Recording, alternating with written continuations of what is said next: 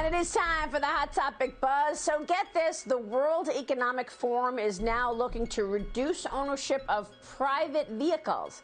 Yes, the forum claiming that this is a way to reduce global reliance on critical metals like cobalt and lithium.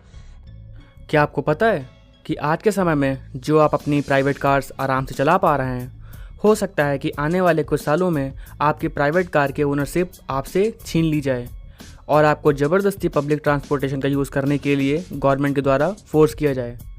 और ये केवल मैं ऐसा ही नहीं कह रहा हूँ, बल्कि वर्ल्ड इकोनॉमिक फोरम की तरफ से एक प्रस्ताव रखा गया है जिसमें यह कहा गया है कि प्राइवेट व्हीकल्स की ओनरशिप को लिमिटेड कर दिया जाए। मतलब यह है कि कुछ 5 से 10% के पास ही केवल ये अधिकार रहे कि वे अपना व्हीकल्स रोड पर चला सकें और बाकी सभी लोग पब्लिक ट्रांसपोर्टेशन का यूज़ करें। अब आप समझ ही गए होंगे कि वो 5 से 10% लोग कौन हैं जो रोड पर अपने व्हीकल्स को चला पाएंगे। जी हाँ, आप एकदम ठीक सोच रहे हैं, वो होंगे सबसे अमीर लोग, मतलब कि एलीट और उनके पपेट्स, क्योंकि इन लोगों को अपना एजेंडा 2030 को भी अचीव जो करना है। अब आप ये सोच रहे होंगे कि ठीक है, ये सब बातें हमें समझ में आती हैं, पर ऐसा क्यों होगा और कैसे प्राइवेट व्हीकल्स की ओनरशिप को आम लोगों से छीन लिया जाएगा। तो चलिए मैं आपको अब वीडियो में बताता हूँ।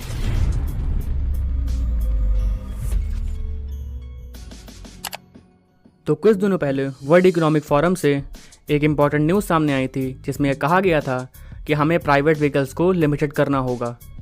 और इसके पीछे का रीज़न इन्होंने ये बताया है कि जैसे जैसे पब्लिक बढ़ रही है, मतलब पॉपुलेशन बढ़ रही है, वैसे वैसे लोग ज़्यादा से ज़्यादा संसाधनों का उपयोग कर रहे हैं और साथ साथ इसमें कार्स और व्हीकल्स जितने भी हैं उनमें उनके मैन्युफैक्चरिंग के लिए बहुत ही ज़्यादा सामान वेस्ट हो रहा है, जिसकी वजह से जितने भी क्रिटिकल मेटल्स हैं जैसे कि निकल, लिथियम, कोबाल्ट, ऐसी बहुत सी चीज़ें हैं जिनकी शॉर्टेज फ्यूचर में हो सकती है।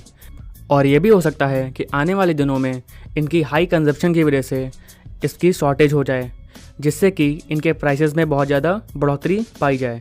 तो इससे अच्छा है कि हम अभी से ही इसके ऑल्टरनेटिव मेथड ढूंढना शुरू कर दें। अगर कुछ स्टडीज़ के माने तो सन 2050 तक इनकी कंजप्शन 500% बढ़ जाएगी।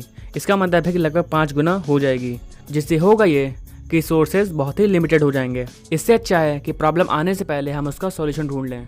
जो भी फॉसिल फ्यूल से मिलने वाली एनर्जी है, उसकी जगह हम जब तक ग्रीन एनर्जी को पूरी तरीके से रिप्लेस नहीं कर देते हैं, तब तक के लिए हमें फॉसिल फ्यूल्स, मिनरल्स और जितने भी इम्पॉर्टेंट मेटल्स हैं उन सब को कंजर्व करके रखना होगा।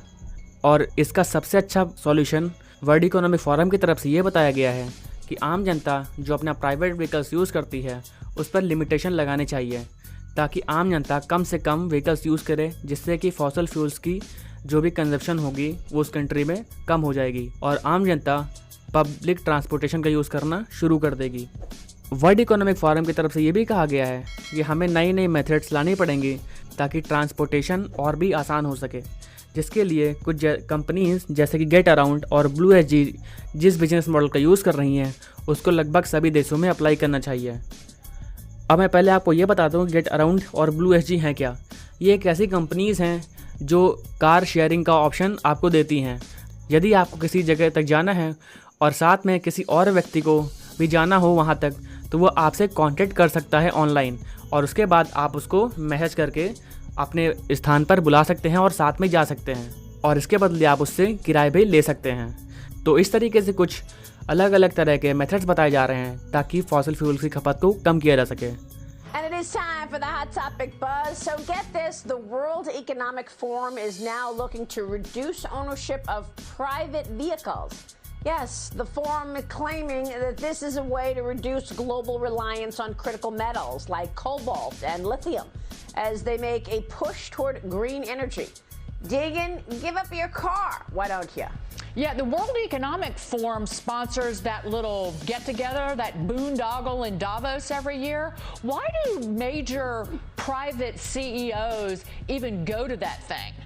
If these are the policies that the World Economic Forum are espousing, they're essentially saying, trying to take away your free will. Oh, you can't drive a car. And again, trying to apply the ideas out of Europe onto the United States. Europe has a lot of mass transit. It's a very small continent, and North America, not so much. So stick that idea where the sun doesn't shine.